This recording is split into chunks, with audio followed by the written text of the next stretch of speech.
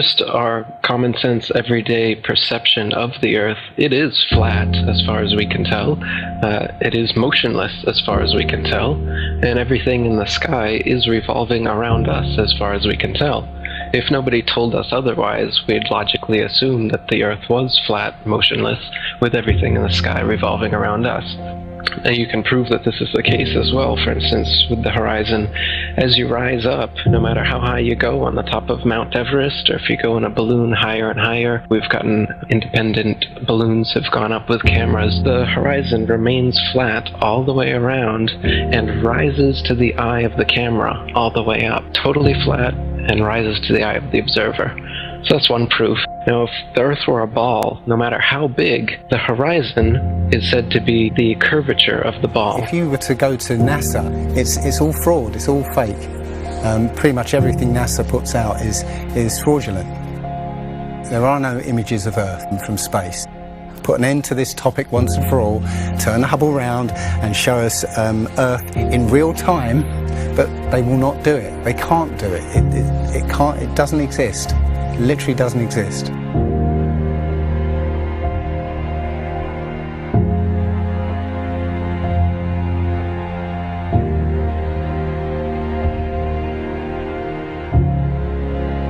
Looking at these images of Earth, including the one they call the Big Blue Marble, which was released in 2002, I think. Zoom into it with Photoshop, you'll see where they've used the clone tool in Photoshop to take a picture of one of the clouds and stamp it in various places around the picture. They got lazy. If the Earth is 25,000 miles in circumference, there must exist a curvature drop of 8 inches times the mile when you square the mile. 1 mile means there should be an 8-inch curvature drop. 2 miles, 2 times 2 times 8 is 32. That's 32-inch drop. 3 miles would be a 72-inch drop. And this would exponentially continue. Here's the longest bridge in the world. The Danyang Kongchong Grand Bridge in China, 102.4 miles long. There should exist nearly 7,000 feet of curvature drop in that bridge. 7,000 foot curvature drop. Do you see it? It ain't there. Look at the horizon. It's flat. You can see in that dive shot that the inside camera, the horizon is completely flat. Then it goes to the outside and you got a huge curve. But when you're looking at some of the amateur balloon footage, some of it's lens corrected and it's completely flat. And others, like the GoPro stuff, the horizon will fluctuate as the camera spins and tilts. The horizon will go convex and concave, a lens effect. It's obviously not the horizon shifting every 2 seconds as the camera jumps. Yeah. And when it's still, you can see all the way up, totally flat.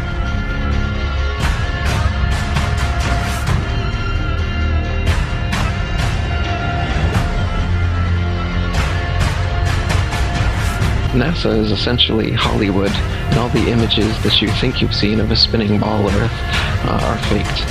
And all the amateur balloon and rocket footage that we've sent up there shows a flat horizon that rises all the way up. And that's impossible on a ball. Humans, for the most part, don't have a clue. They don't want one or need one either. They're happy. They think they have a good bead on things. Well, why the big secret? People are smart. They can handle it. The person is smart. People are dumb, panicky, dangerous animals, and you know it. 1,500 years ago, everybody knew the Earth was the center of the universe. 500 years ago, everybody knew the Earth was flat.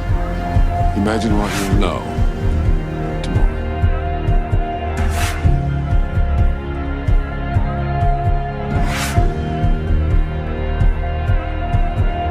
The horizon, for instance, is always completely flat, and you don't feel any motion.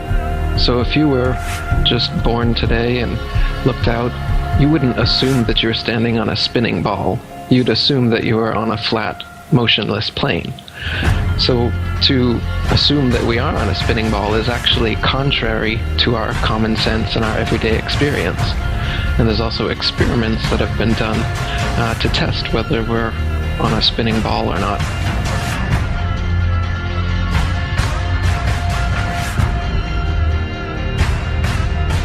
My question was, why, if it's a flat Earth, why couldn't you stand on the coast of California with a telescope and see Japan or Hawaii or something? And I think you know the answer to that. I'll let you answer that.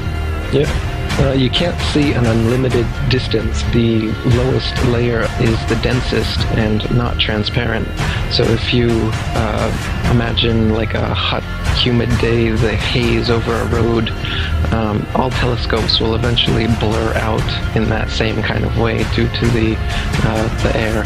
So no, you can't see an infinite distance. Is the Earth flat or round? It's round. Okay, now let's see. How do we go about proving that? Go to the seashore. Go to a seashore. Watch as ships sail away. They don't disappear all at once. No, first, the bottom will disappear. See, the bottom of the ship is gone. Now we can see midway up, and then the whole thing disappears. Now, ships came back. They didn't fall off the table. So people realized that the world is curved. I mean, it's a big curve, but it's curved. So, the process of testing claims, the world is flat, the world is round, is what we call science. Now, if you have a claim that can't be tested, that's what we call pseudoscience.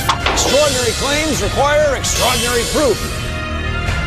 Extraordinary claims require extraordinary proof. Boats don't disappear over the curvature of the horizon. Boats disappear due to perspective.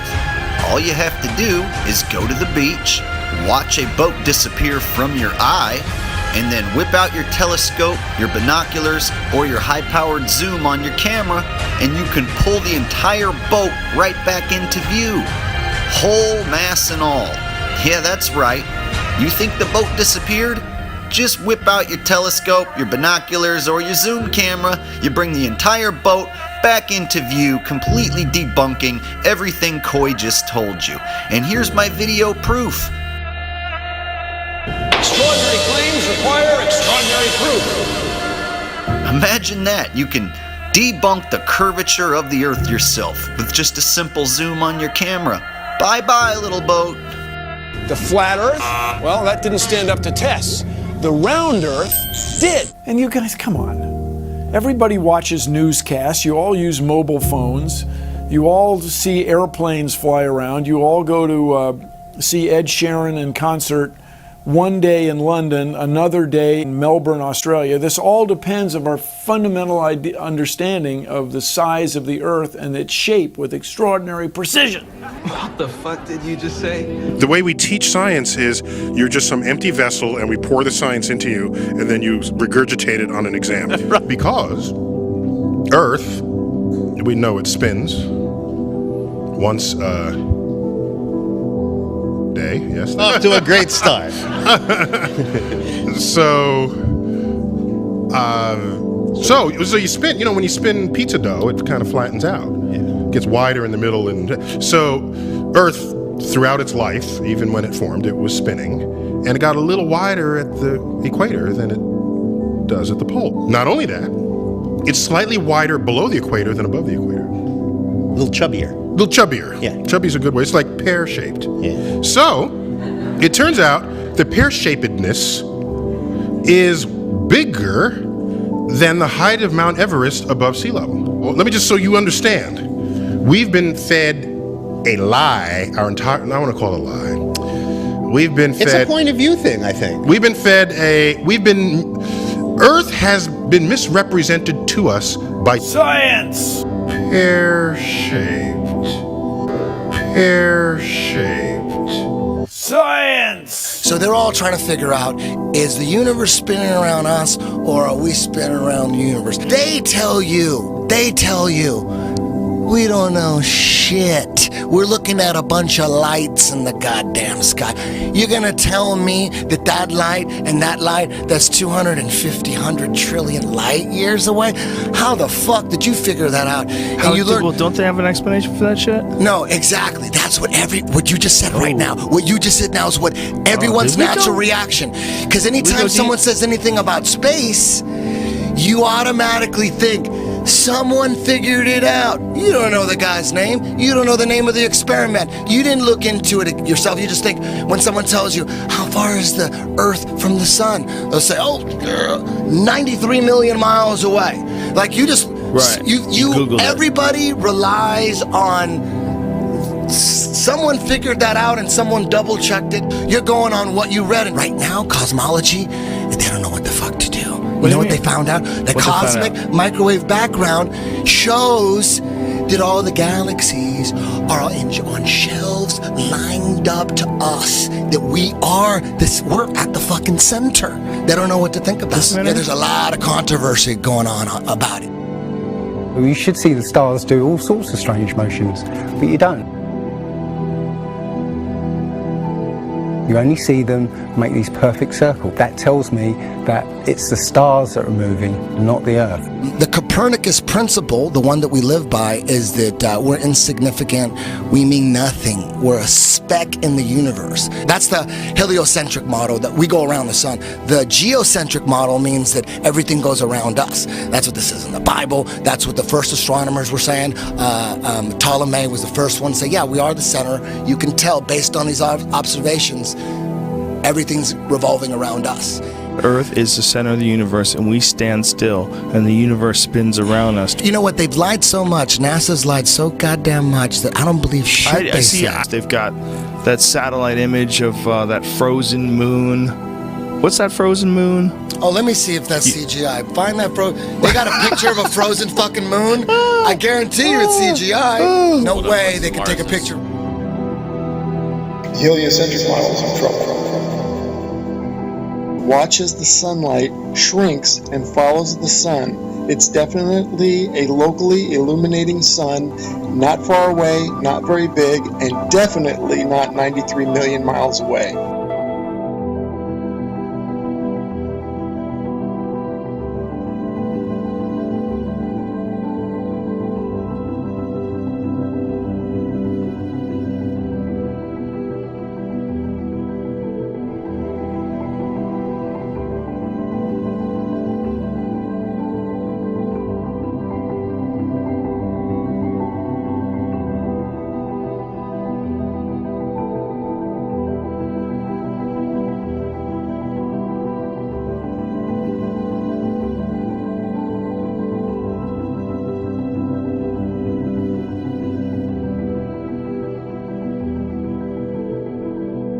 There's a place in Bolivia called Salar de Uyuni, which is a salt flat.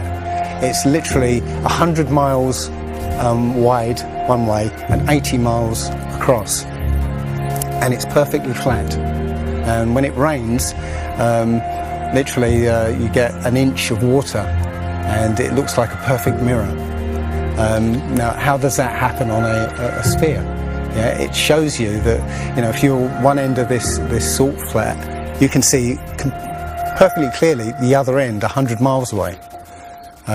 So it's just showing you that, the Earth is flat, and without the effect of the waves in the sea, you'll be able to see a whole lot further.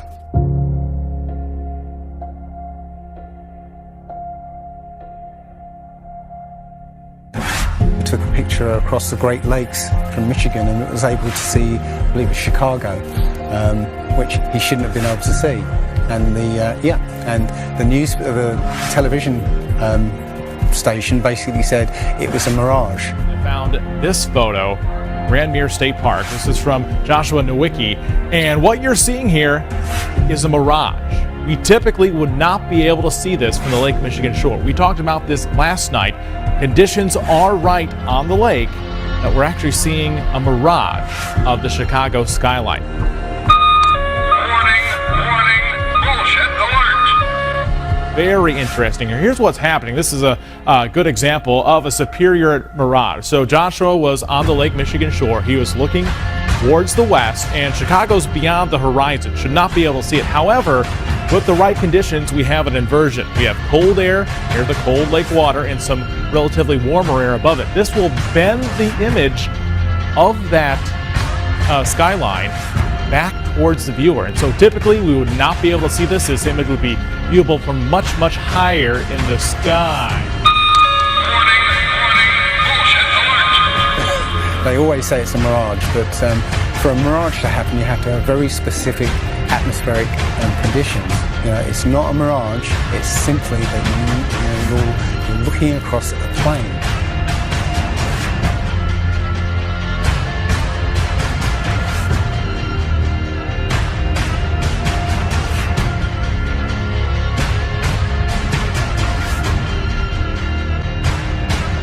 Now, how come in all these ball pictures, man, you can see all the continents pretty much, and there's just a little bit of clouds here and there. Man, it's like some of these pictures, like there's some where they show the Earth at night and you can see all the lights and stuff. It's like, you're telling me the entire continent didn't have clouds? The entire fucking continent, like you can see Africa and all these lights and all this stuff. Like, if you turn on your porch light, I guess you can see it from space, apparently. And it's like there's no clouds in some of these pictures. And they spelled out the word sex, right, recently, probably a few months ago in one of the clouds. But, if they do their research, they say, well, those are composites. And I said, well, how come they copy and paste the clouds on some of these? And they use the same cloud form. Like, if you're going to make a composite, but you shouldn't be copying and pasting clouds. That means you're adding stuff that's not real. Yeah, and the thing is, those pictures that you're talking about, the blue marble pictures, I think there's about maybe 8 to 10 of them over time that NASA has put out, and you're absolutely right. None of those pictures look the same. The color of the water is different. Like you said, the continents are different sizes. It's just unbelievable. And I think what happened originally was they would put these things out and nobody was paying any attention to it.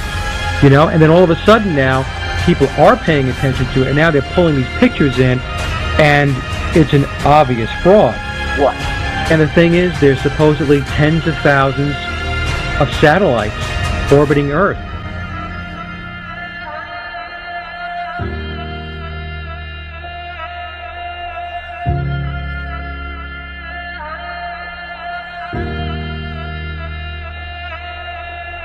We can't get any close-ups of Earth. We can't get a view of Australia with the buildings upside down.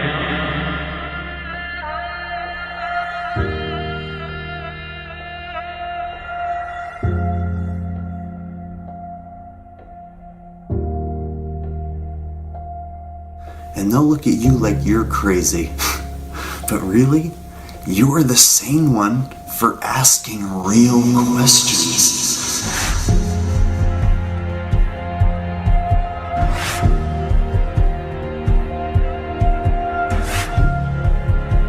They're the fucking idiots for just repeating school book bullshit. That's how it works. I was taught school book bullshit in public school, and somehow I was able to break free and free my mind. You know how I did it?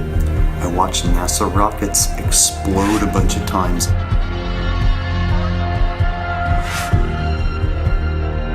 Fly off sideways and not go to space. If you watch the trajectory of the space shuttle, it doesn't go straight up. It always goes in a curve and out to sea.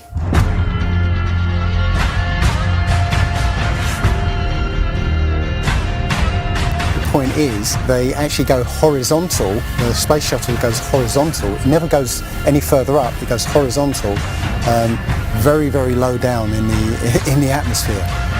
It's still in the atmosphere while it's horizontal, so it never gets any higher. And it goes out of sight, not because it goes too high, because it goes too far downrange. And they have a plane that's mocked up to look like a space shuttle. It's a jet-powered aircraft. That's it. It's not a glider. It's an aircraft. And that's what they're fooling us, taking billions of dollars in and giving us images and fake planes for that 10 billion however many billions of dollars it is. What goes up must come down, and literally we have not ever seen anything that has ever gone up and not come down.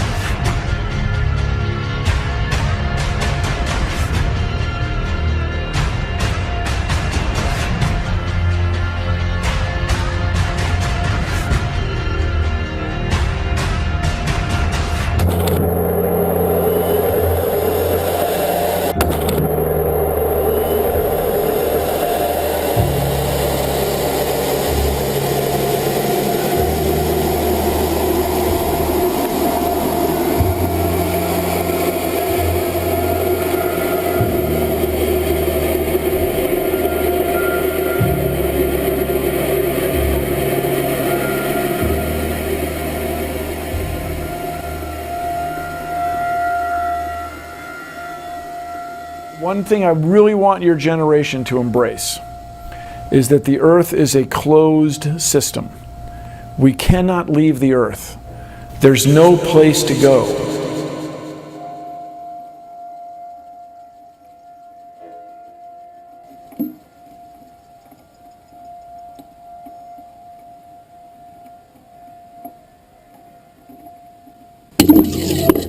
Rockets don't have brakes.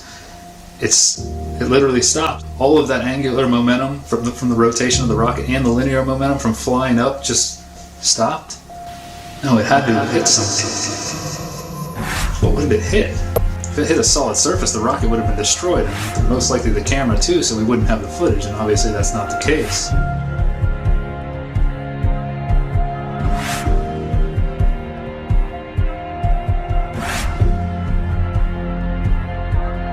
Kicks and deals. It's a long fly ball going back, and the ball shatters the sky, bringing the ocean itself down into the stadium. Oh, Simpson just broke this dream's reality wide open. I know we have still not shattered that highest and hardest glass ceiling, but someday someone will, and hopefully sooner than we might think right now.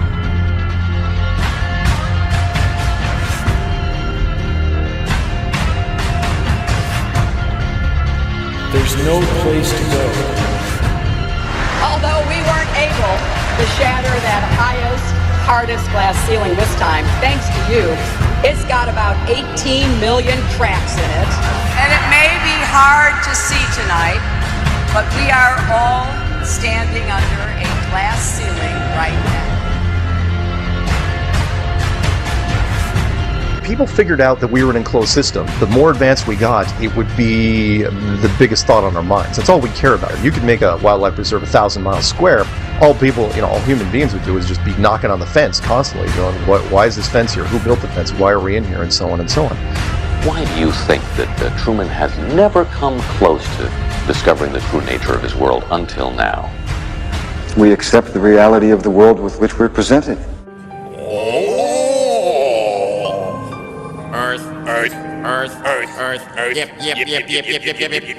Earth. Yep. Earth. Yep. Oh. Earth. If you start here and you go around long enough in the same direction, you wind up in the place you started from. Yes, Thomas. Why don't we fall off when we walk underneath, Miss Sarah? Because of a force called gravity. What does gravity look like? Gravity is something we can't see, but we know it's a great invisible force that keeps us all here on Earth. It's a natural force that keeps us all from flying off into space. We were always told that the world is flat. You are told right. Don't listen to her. I've been patient with you, Sarah. Lord knows I've been patient, but now your words have revealed you. The law of gravity was discovered by Sir Isaac Newton in 1687. That's almost 200 years ago, Uncle Evan. But there is only one law. The law of God. What is gravity? You have no idea. Okay, next question. Wow. No, here's the difference. We can describe gravity. Okay. We can say what it does to other things. We can measure it, predict with it. But when you start asking, like, what it is, I don't know. Einstein, in an Einsteinian answer, we would say gravity is the curvature of space and time. And objects will follow the curvature of space-time, and we interpret that as a force of gravity. That's probably the best answer I can give to a what is gravity question, or why is there gravity. That's the best I can do there. I think that's a good start.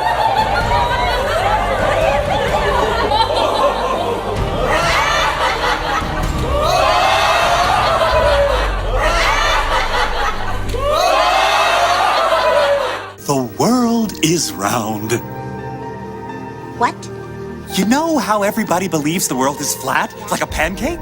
Well, they're all wrong. The world is actually round, like an orange. The world is an orange. And? And? Well, that's it. It's a great idea. It's one of my best ones. Yeah, but what kind of orange? Is it a navel or a juicer? What? Look, just sleep on it. In the morning, the idea will come to you again, and you won't even remember where you got it. Get it? Got it. Good.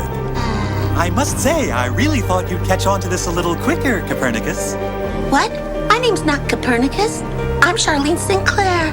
You're not Copernicus? This isn't 16th century Poland? Oh boy, I screwed up. How do you brainwash? You repeat the same thing over and over again. You know, if somebody's resisting the concept, if you keep fucking repeating it, they'll incorporate it in their brain. Since you were a kid, you've seen this image. But you've never seen it from that point of view. But your brain has three-dimensionalized. Oh yeah, that's the Earth. How? Through repetition. Well, let's just all get on our hands and knees and wait for a scientist or an astronaut to come along, or Neil deGrasse Tyson to come along and bestow upon us their knowledge. Now, as you can see, this is the evolution meter, and I've put God, the creator of everything, on the right side, and evolution on the left. I won't change my mind, because I don't have to, because I'm an American. I'm dug in, and I'll never change. Mac, look, you're wasting our time. You're not going to get us to not believe in evolution. And why is that? Because the smartest scientists in the entire world all agree that it's real. I'm glad you brought that up. Mr. Reynolds, these were all the smartest scientists. Only problem is, they kept being wrong! Oh, this is insane, you fool! I'm a fool because I have more faith in the saints that wrote the Bible? Yeah, because you just read the words of a bunch of guys that you never met, and you just take it on faith that everything they wrote was true. And what makes you think what your scientists are writing is any more truer than my saints? Because there are volumes of proven data, numbers, figures. Have you poured through the data yourself? The numbers, the figures? Well, no. No. Oh, interesting. So let me get this straight, Mr. Reynolds. You get your information from a book written by men you've never met, and you take their words as truth based on a willingness to believe, a desire to accept, a leap of, dare I say it, faith? Come on. Look, I mean, I don't even know how I'm supposed to respond to that. Like, come on. I rest my case. Matter tells space how to curve. Space tell... Did I get that right? The science community is ignoring a lot of the things that we're looking at, and so normal people are going out and doing experiments. And one of the experiments has turned up an amazing fact that we've not been told, and it destroys the whole idea of this heliocentric system, and that is the moon. Now, you can actually measure the temperature of the moonlight next to the temperature of the shade of the moonlight, and you'll find the moonlight is colder than the shade, the opposite from the sun. So the moon is throwing out its own light, and that light is the opposite from the sun. Now, that tells you that it's not reflecting the sun's light. It's producing its own, and its light is different from the sun's.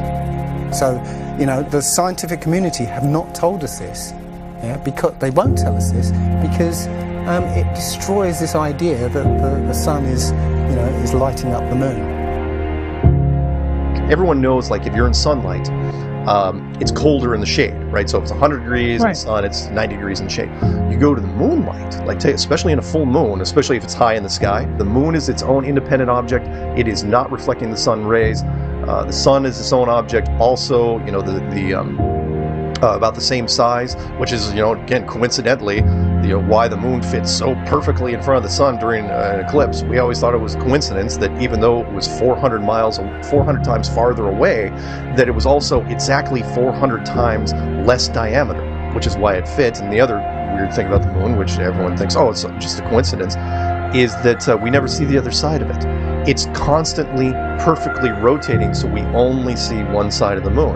Exactly one side. It's not like we have like a quarter of a degree every 5 years or half a degree here and there. It's always the same side. There are no coincidences when it comes to this system. It was deliberately built, but I think it was deliberately built to be detected. And I think we were naturally supposed to figure this thing out maybe as late as the 1970s, but the government figured it out first, and they have been spending a heck of a lot of money trying to keep it a secret.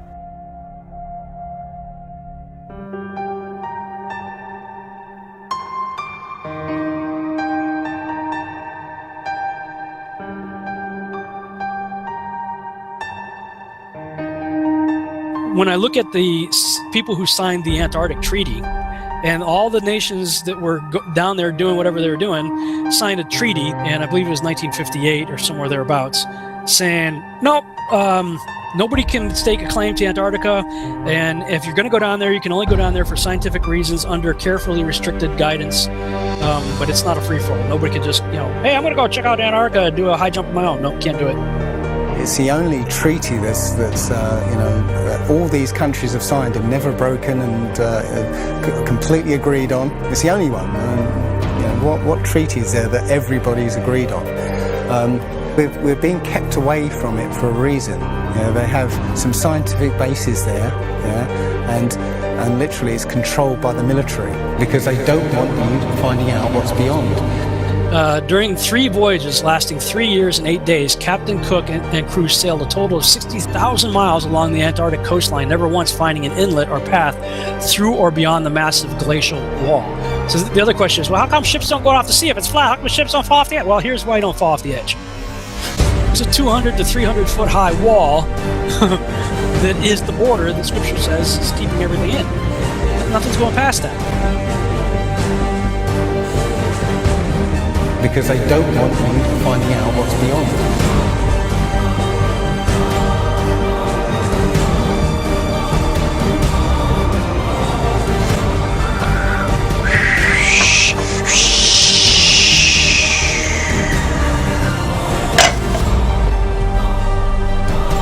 Personally, I think the unconquered south face is the only one worth scaling. It's a 20,000 foot sheer wall of ice. But that's never stopped me before.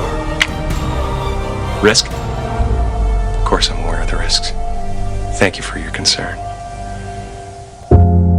Here's the picture of the Earth from space. There it is. Since you were a kid, you've seen this image. But you've never seen it from that point of view. You've never seen that with your eyes from that scale of a model, that point of view, from outside of the planet's surface. Well, here's the first image that sold the whole thing. 1482. This is when they came up with this idea. We are on that thing. It's a ball. Hey, we should go to the North and the South Pole. We didn't do it yet. It's a fucking ball. Hey, nobody's even like jumped up high enough to see if it is a ball. You can't do that. We don't have planes yet. It's a ball. You know what? We adopted this whole model like 400 or 500 years before the airplane. 400 years before the airplane, pretty much. It was like, what, like beginning of the 1900s? They went to the North Pole in the 1900s. This is 1482. Nobody went to the top of the globe, to the bottom, or flew up, or built a skyscraper. It's funny that we said that this is what we're in right now. This is what we're on before any instrument approved. This is the first time we actually had like an instrument of flight. Actually go high enough to actually fucking check out if what we agreed to 500 years ago was real. So if they were wrong after 500 years, Question is, would they tell you?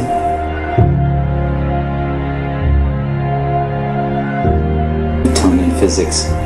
Why objects move on a ball spinning 1,000 miles an hour while it's going 26,000 miles around the sun. Basically the model we accepted right now. The sailor thinks that he's traveling around the Earth this way, when in effect he's traveling around the Earth this way. They began flying it around the world, from Abu Dhabi last year, with stops in India and China, then across the vast Pacific. Does running round your neighborhood prove that the neighborhood is round? I was an airline pilot for Delta for 26 years. A pilot's primary flight instrument is his artificial horizon, which he has to be maintained level to keep from climbing and descending. From a cockpit, weather permitting, I could see hundreds of miles in all directions, viewing cities connected by roads across the flat plain as far as the eye could see.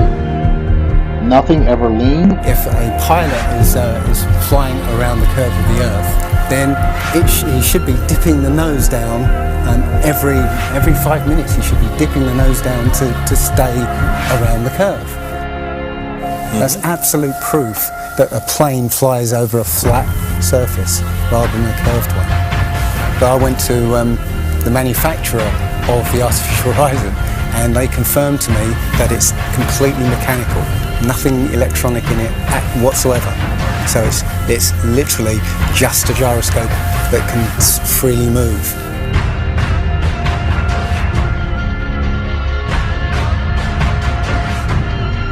That right there is proof to me that planes fly over a plane.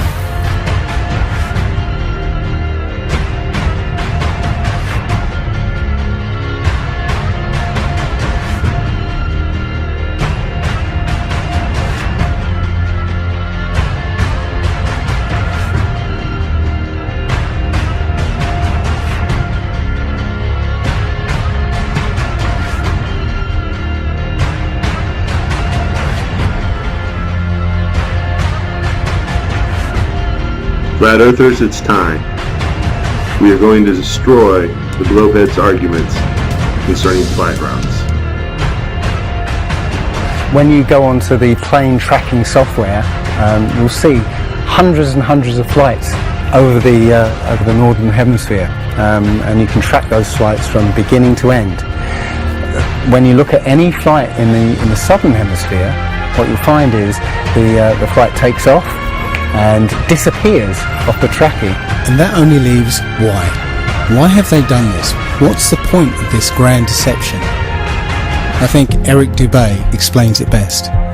People are always asking, why do they do this? Other than the obvious profit margin motive, NASA being the biggest black budget black hole in existence, sucking in over $30 billion taxpayer money for the fake moon landings alone. Nowadays, hundreds of billions of dollars, and not just NASA, but RASA and all the other fake space organizations around the world, giving CGI images for hundreds of billions of dollars. You want to put something in context. If you want to do something with $3.5 trillion, you can do whatever you want. Whatever you judge to be important to the profile of the nation that you are trying to just build and to sustain. So by surreptitiously indoctrinating us into their scientific materialist sun worship, not only do we lose faith in anything beyond the material, we gain absolute faith in materiality, superficiality, status, selfishness, hedonism, and consumerism. If there's no God and everyone's just an accident, then all that really matters is me, me, me. So they've turned Madonna, the mother of God, into the material girl living in a material world. It's all about making us feel nothing, so that we can be used. If everybody realised how special we all are, how unique every single life is, then this whole world would change overnight. We wouldn't allow ourselves to be used by this cabal. I start from the supposition that the world is topsy-turvy, that things are all wrong, that the wrong people are in jail, and the wrong people are out of jail. that the wrong people are in power, that the wealth is distributed in this country and the world in such a way as not simply to require small reform, but to require a drastic reallocation of wealth. All we have to do is think about the state of the world today and realize that things are all upside down. Now, if you don't think, if you just listen to TV and read scholarly things, you actually begin to think that things are not so bad, or that just little things are wrong. But you have to get a little detached and then come back and look at the world, and you are horrified. Now, as soon as you say the topic is civil disobedience, you're saying our problem is civil disobedience. That is not our problem. Our problem is civil obedience.